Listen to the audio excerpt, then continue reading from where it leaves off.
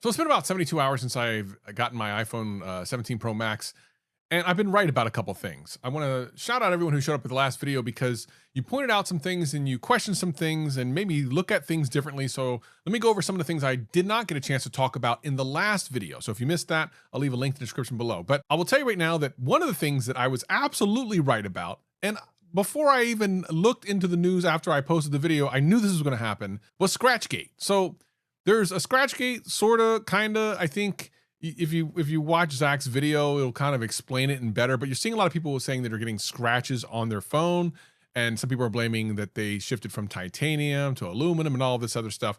But the reality is, a lot of the scratches aren't real. Well, a lot of them aren't, but some of them are. And again, Zach goes over this in his video very, very well.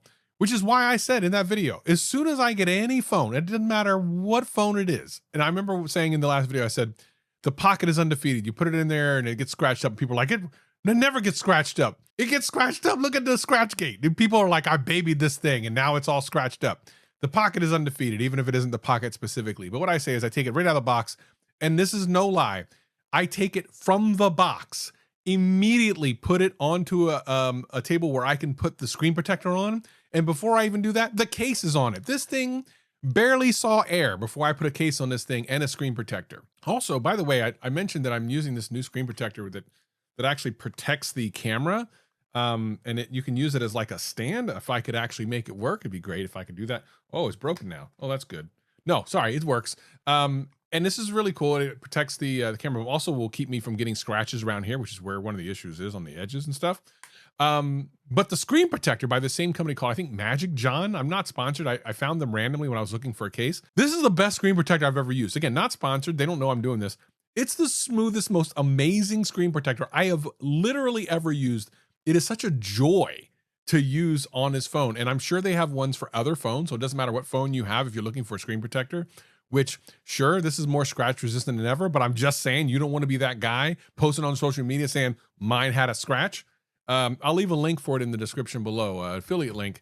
But I'll tell you, man, I'm forever buying this company until they go out of business inevitably in some scandal that I'm sure will happen on Amazon. But one of the things I forgot to mention in the last video was that the whole reason I even kind of looked at the 17 Pro Max from my 14 Pro Max was actually the iPhone Air.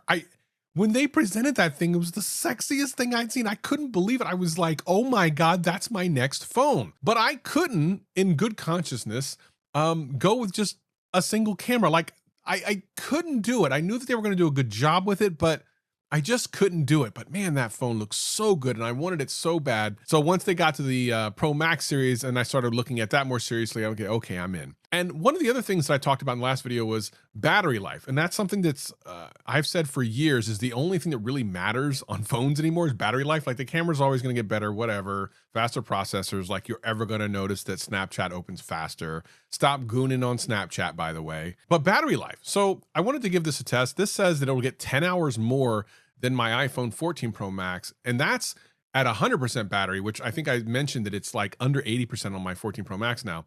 So I actually have not charged this in the last day and a half. So I think I charged it all the way up till 7 a.m. yesterday morning. And I used it a little bit here and there, and I haven't charged it at all overnight. And I'm at 77% right now. Whenever I say stuff like that, people go, well, I can't get that. You're not. This is my experience.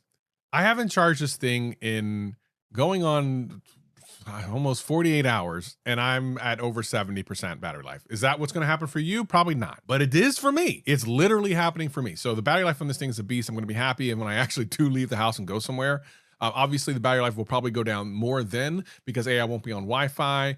B, I might be actually searching and doing more on my phone than I do at home. But regardless, the fact that I haven't charged this thing in over a day and I still have a crap ton of battery life, that bodes well. In addition, I was also right by saying that my day-to-day life actually isn't any better with the iPhone 17 Pro Max. I will say I do really dig, which is one of the reasons I bought this thing, the front-facing camera going into wide angle lens, so that if I actually do go out and hang out with friends, I can get more than one in a picture at a time holding the phone the correct way, as you know, I'm showing here.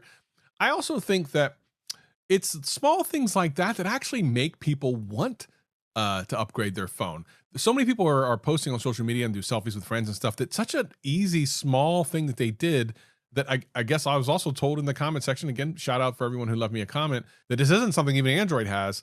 is really cool. And if they do it on the back cameras, I'm in. I'm in for the next upgrade, to be perfectly honest. But I saw a lot of people in the comments of the last video coming from the same exact phone as me, the 14 Pro Max, to this phone.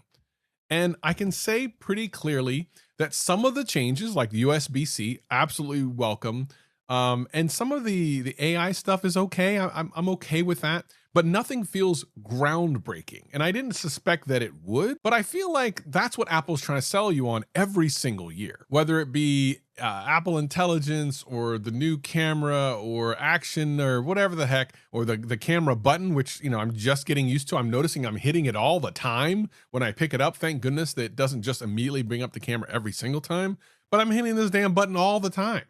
I'm just hoping that when I eventually do take pictures with this thing, I'm actually going to want to use it. And the action button I haven't used at all because I'm not used to using it. I'm used to a switch being there, not a button. So all these things to get used to are interesting for me. And that's why I'm sharing these videos. This is not a review. I want to be clear. Like, I'm not reviewing anything. I'm just giving you my personal experience. And I feel like that's an underrated thing here in tech. I stopped doing mobile tech a couple of years ago. I usually post once a year about iPhones now, and I'm really trying to do PC computing and stuff on this channel. But I feel like some reviews, not all, some reviews are more about trying to tell you why you should buy something. And there was a comment that someone left about that they almost wanted me to sell them on it. Like, this isn't a commercial. I'm not trying to make you want this thing. I'm just telling you my experience.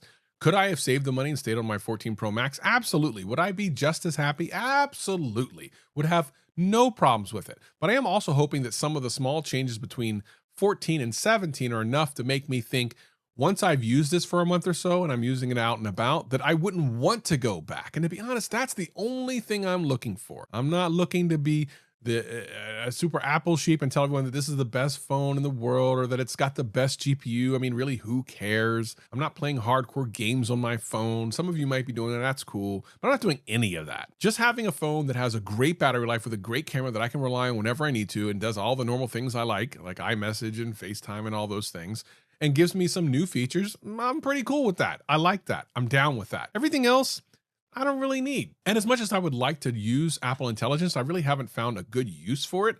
Some people help me in the comments connect Siri to ChatGPT so that it can be a little bit more smart in its responses. So I did that. I think I did that anyway. It seems to be working. But I don't really know what else I would do to kind of flex on them for someone who doesn't have an iPhone 17 Pro Max. Like, what else should I be doing? Leave me a comment below because I would love to know. One more thing about Scratchgate. I don't know how Apple didn't see this coming. It seems kind of dumb that they would release a product that has a very obvious flaw. Now, some of the things you're able to wipe them away, but the thing that Jerry Riggs everything figured out was that it scratches really easily on the sides. And it just seems so obvious. And there's so many complaints on social media about it that you would think that Apple would know this and would have some type of help page up or just have avoided it altogether. I suspect in the next phone, they won't have that issue.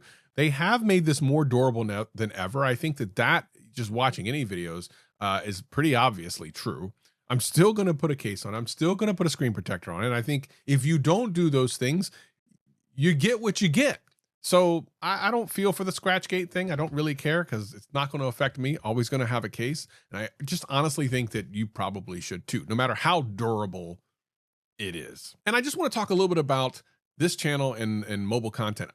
I wasn't even planning on making this video. I'm making it to follow up on some of the questions and things that people left in the last video. So again, shout out to everyone who came through and left really nice comments about me coming back. But I don't really still have any interest in doing mobile content. I still think it's kind of boring. I got my phone. I'm good for a couple years. I'm still doing PC gaming hardware stuff. And I thought I told people not to subscribe last time, but y'all subscribed the hell out of that video. I'm appreciative and I thank you. But only subscribe if you want to watch the other stuff I do, like the PC gaming stuff. This stuff, I'm probably not doing a lot more of this. At least I don't think I am. If there is something else you think I really should do in this space that's kind of interesting, leave me a comment, I guess, because I don't see the point. After I've told you, like, I've used this for a while and it's pretty good and I'm pretty happy with my purchase, which I am. That's about it. Oh, one other thing. People were telling me about the two-factor authentication problem that I was having on my phone, which is the thing that I actually apparently saved some people from missing out on this when they went to swap their phones. And for those who didn't watch the video, basically, I was using the Microsoft Authenticator app for two-factor authentication, which, by the way, you should be using two-factor on everything you use. And it doesn't so it doesn't move over those codes. So if you had wiped your other phone, which is one of the first things that has you do after you transfer your stuff over, you might be locked out of things.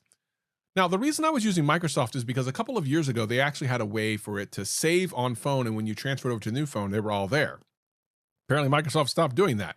But apparently, Google, who I originally used, and it wasn't doing that, now does that. So I'm going to switch over to that for two-factor authentication, saving all that stuff. So if you need an app to do your two-factor authentication, apparently Google will allow you to save all of the codes over, because basically what you have to do is you have to go into each social media app or anything that uses two-factor, turn it off, and then turn it back on so it generates codes for your new phone, which is a pain in the butt. It's not something I want to do. There's a lot of codes for that sort of thing. But at the end of the day, $1,200, nah, bro, nah. And I didn't trade in my 14 Pro Max like I talked about in the other phone. I probably could have got a lot more credit towards this. I traded in an old iPhone 12, so I only got like 120 bucks for it. I could have done without this for sure.